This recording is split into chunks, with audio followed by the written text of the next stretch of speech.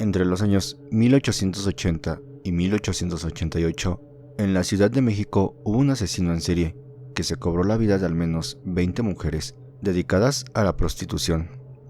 Incluso, este llegó a ser comparado con Jack el Destripador, debido a las similitudes en su modus operandi. ¿Quieres saber más? Quédate, estás escuchando Transmisión Paranormal.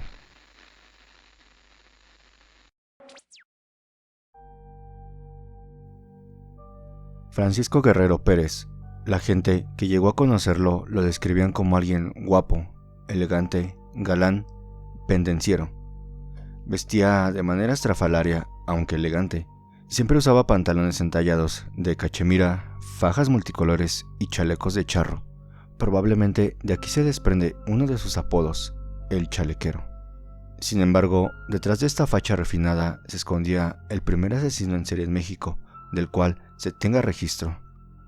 Francisco Guerrero nació en el seno de una familia pobre en alguna parte del Bajío en 1840. Fue el 11º hijo. Su infancia estuvo marcada por la pobreza, los abusos de su madre golpeadora y la ausencia de su padre. En 1862, a la edad de 22 años, emigra a la Ciudad de México, en la colonia Peralvillo, cerca de Tepito. Ahí se empieza a dedicar al oficio de zapatero y también conoció a una mujer llamada María, con la cual estuvo casada y procreó 4 hijos y otros más extramaritales, producto de las muchas amantes que tuvo, las cuales, de hecho, llegaron a mantenerlo. Guerrero se declaraba católico, devoto de la Virgen de Guadalupe, y contaba orgulloso haber sido en su infancia sacristán. Paradójicamente, en varias ocasiones se cuenta que se le oía alardear de sus crímenes. En su barrio todos sabían lo que hacía, pero nadie lo denunciaba por miedo. Poseía una muy marcada personalidad psicópata, pues carecía de empatía, no sentía culpa, tenía un estilo de vida parasitario, cosificaba a las personas a su alrededor, tenía una autoestima inflada, sufría de ataques súbitos de ira, era manipulador y promiscuo. Pese a ello, era una persona carismática, de buen porte y siempre iba ataviado de sus mejores galas, incluyendo su tan característico chaleco, además de poner demasiada atención en su cuidado personal, lo cual le permitía engatusar más fácilmente a las mujeres que caían en sus manos. Veía al sexo femenino como un simple satisfactor sexual desechable. Sus crímenes estaban marcados por una crueldad desmesurada, eran de odio. Violaba a sus víctimas para poder demostrar la supuesta superioridad y poder que creía tener sobre las mujeres. La mayoría de sus víctimas fueron prostitutas, pero, a diferencia de lo que se llegó a creer, no las mataba por el hecho de serlo, sino porque ellas eran más vulnerables. Según él, las mujeres le debían una total fidelidad a sus maridos. El adulterio tenía que ser castigado con la muerte. Consideraba especialmente pecaminosa la labor de una trabajadora sexual, ya que no guardaban fidelidad hacia ningún hombre. También surgió otra teoría sobre sus motivos para asesinar a una mujer, y esta está basada en su perfil psicológico. Es fácil intuir que su trastorno de personalidad y su misoginia fue producto de un rechazo maternal durante la infancia, que degeneró en un complejo de Edipo no superado. Muy probablemente no conocía una imagen paterna, o esta representó el patrón de violencia contra las mujeres. Pertenecía a un estrato social bajo y era prácticamente analfabeto. Proyectaba en sus víctimas la imagen de su madre. Francisco Guerrero abordaba a sus víctimas con el pretexto de hacer uso de sus servicios, y en efecto, sí hacía uso de ellos. Cuando la mujer se encontraba distraída, o en algún momento a la hora de realizarse el pago, las amagaba, las humillaba y golpeaba para finalmente asesinarlas por estrangulación o degollamiento, y quizás, para que no pudieran ser identificadas, en algunas ocasiones llegó a decapitarlas. Empleaba un cuchillo para curtir la piel, el cual también usaba en su oficio de zapatero. Ya finalizado este hecho atroz, tiraba los cadáveres en el río Consulado. De aquí se desprende otro de sus apodos, el asesino del río Consulado.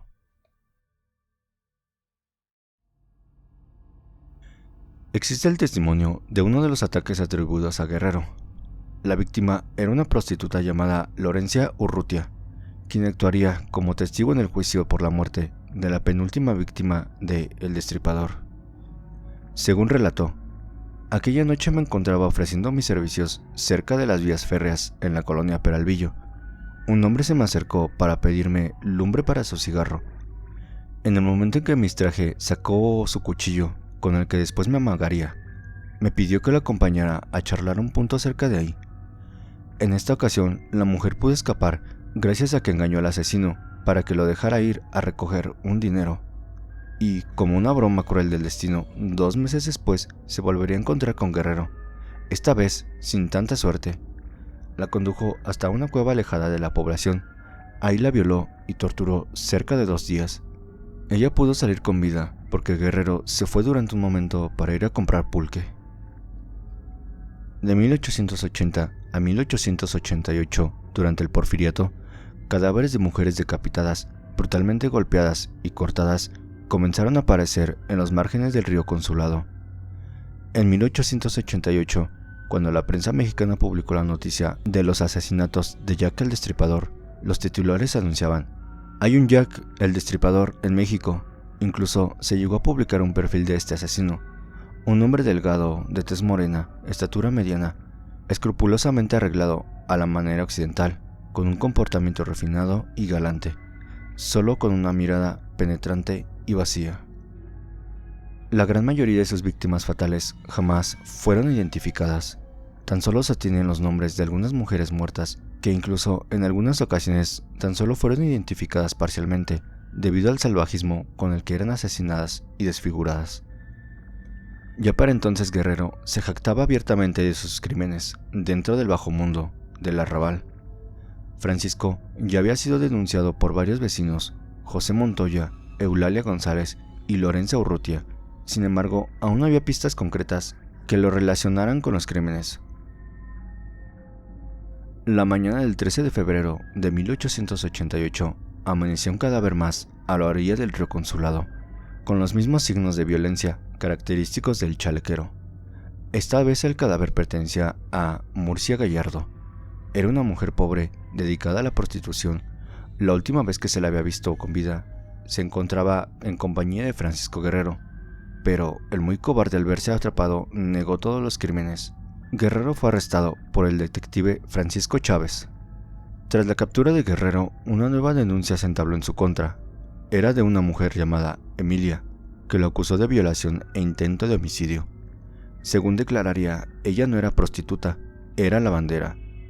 Había sido agredida por Guerrero en la colonia Río Consulado, tras regresar de una peregrinación al pueblo de la Santísima cerca de la villa de Guadalupe. Dándola por muerta, la había abandonado en los márgenes del río. Francisco Guerrero solo fue condenado por la muerte de Murcia y la agresión a Emilia. No se pudo comprobar su responsabilidad en los demás crímenes y, como dictaban las leyes de aquella época, fue sentenciado a pena de muerte. Pero el mismo Porfirio Díaz revocó la sentencia y lo condenó a 20 años de Ulúa. En 1904, pasados 16 años de su condena por error, recibió el indulto. En el mes de junio de 1908, un niño llamado José Inés Rodríguez había denunciado haber sido testigo de la violación y el asesinato a una anciana que jamás fue identificada plenamente. Tan solo se supo que se llamaba Antonia.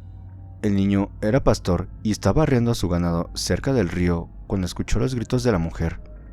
Se acercó y, oculto entre unos matorrales, atestiguó todo lo ocurrido. La mujer apareció degollada a las orillas del río Consulado.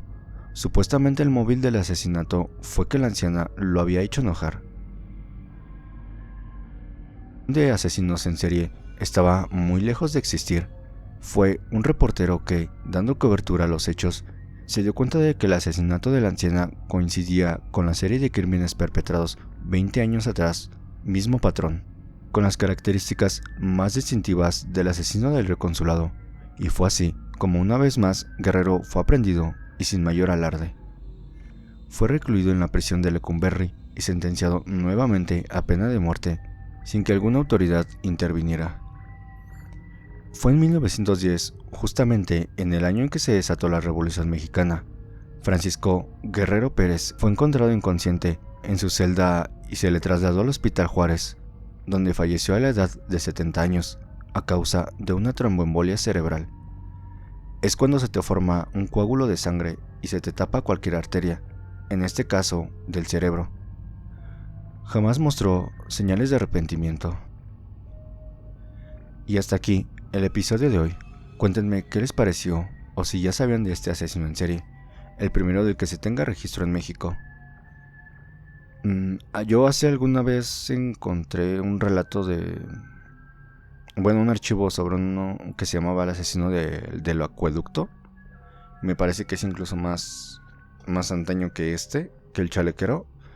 Pero ya no volví a encontrar el artículo. Pero bueno, este es el primer asesino en serie en México del que se tenga registro. Porque pues realmente ha habido más anteriormente en México. Y bueno, ¿ustedes conocen algún otro del que quiera que les hable? Déjenlo en los comentarios. Por favor, no olviden compartir. Y sin más me despido. Que pasen una excelente noche.